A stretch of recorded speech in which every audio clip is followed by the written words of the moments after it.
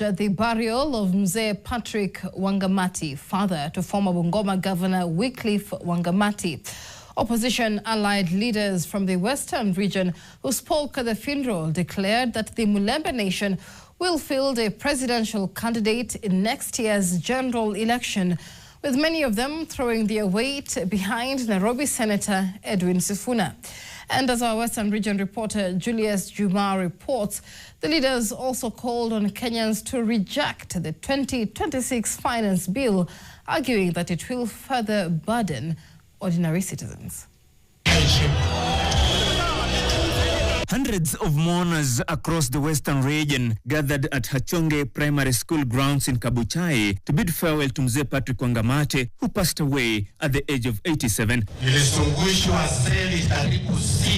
However, the solemn occasion quickly took a political turn as leaders from the region took to the podium to pay tribute to the late Wangamati.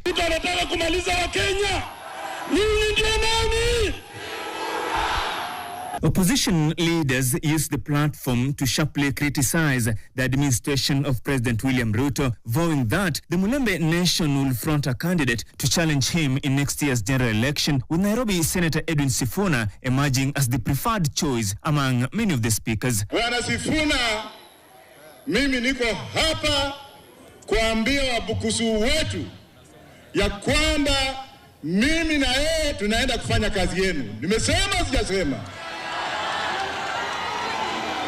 Ametosha hujatosha? Kazi yangu ni kuunite Waluya, tukuwe na strong base wakati tunaenda kwa negotiating table. Kama ni Sifuna tumeweka mbele, akuwe na watu wake wamesimama nyuma yake. Ama namna gani watu wetu? Kule Vihiga watu wanasema one term. Kule Kakamega nikipita kwa Kalwale ni one term. Bungoma msituangushe. Our work, Mheshimiwa Webuye East, Dan Wanyama, is not to come in Luyaland and shout two term. Our work is to say one term, one term, one term, because these people are not working for us. The leaders also criticized the 2026 finance bill, urging residents and Kenyans at large to reject it, saying the proposed measures will further strain the livelihoods of ordinary citizens. Bila ushuru unaongezeka Kalasinga, majimbo na wabunge wetu. Finance Bill 2026 inakuja, tena msimame na wananchi, mseme no kwa ushuru wa zakaya. Kwa hivyo hii serikali ni serikali dhalimu, na tunataka tuseme hatutakubaliana na nyinyi. Uwezi kutugandamiza na uweze kututawala pia. Government protagonists led by National Assembly Speaker Moses Wetangula arrived at the funeral towards the end of the ceremony, after opposition leaders had already left the venue. Wale wote wamesema maneno isiyoeleweka kuhusu siasa yetu na kunihusu mbele ya baba askofu, na wasamehe, hawajui yale wanasema. Tusaidie Mheshimiwa Ruto wakati huu kwa 2 term, alafu 2032 tujipange mmoja wetu kutoka Western Kenya aweze pia kuwa rais wa jamhuri yetu ya Kenya.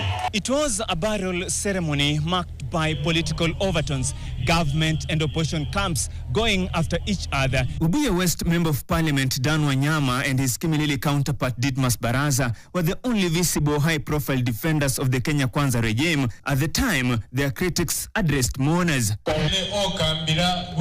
Julius Juma, NTV, Kabuchai in Bungoma. Kwa ujaziri wa Mwenyezi Mungu, I'm the next president of this country. Thank you very much. Court Secretary General Francis Atwoli